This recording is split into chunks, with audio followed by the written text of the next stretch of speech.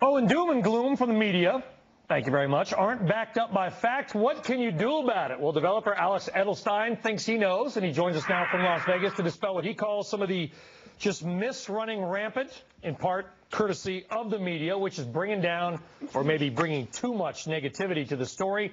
Alex, it's Brian Sullivan in New York. Thanks for joining us.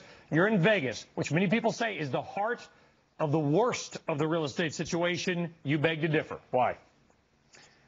Well, I think that in 2007 it was the worst, but starting at the beginning of this year, we started noticing a big disparity between what was actually happening on the ground and what was being reported on. A good example is the Case-Shiller numbers that came out last Tuesday. You know, there's a sort of monthly pattern here. Case-Shiller comes out, and the AP puts out a story that says that prices in Las Vegas went down 15% in April.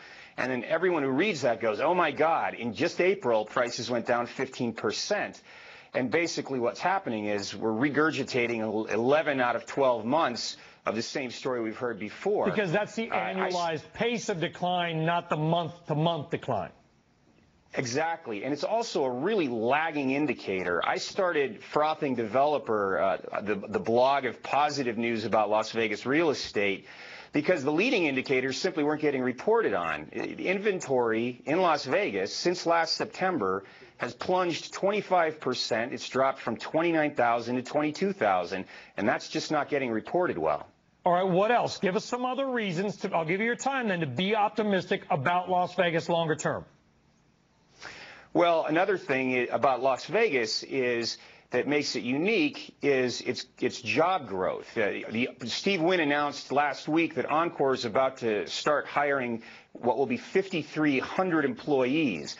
And it's those things that really distinguish Las Vegas. You know, in like the tech boom, Amazon, JDS, Microsoft, they all went up through 2000. Then from 2000 to 2003, they all went down in lockstep. But after 2003, very divergent performance. Amazon, with the right product, the right service, soared 250% in the next 5 years, whereas JDS Uniphase is still puttering along.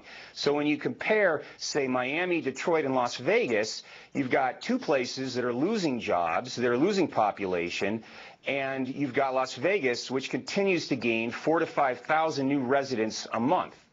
So what happens in Vegas real estate will not stay in Vegas because it'll be on your blog, and you're saying don't be as negative as we've been. That's basically the story.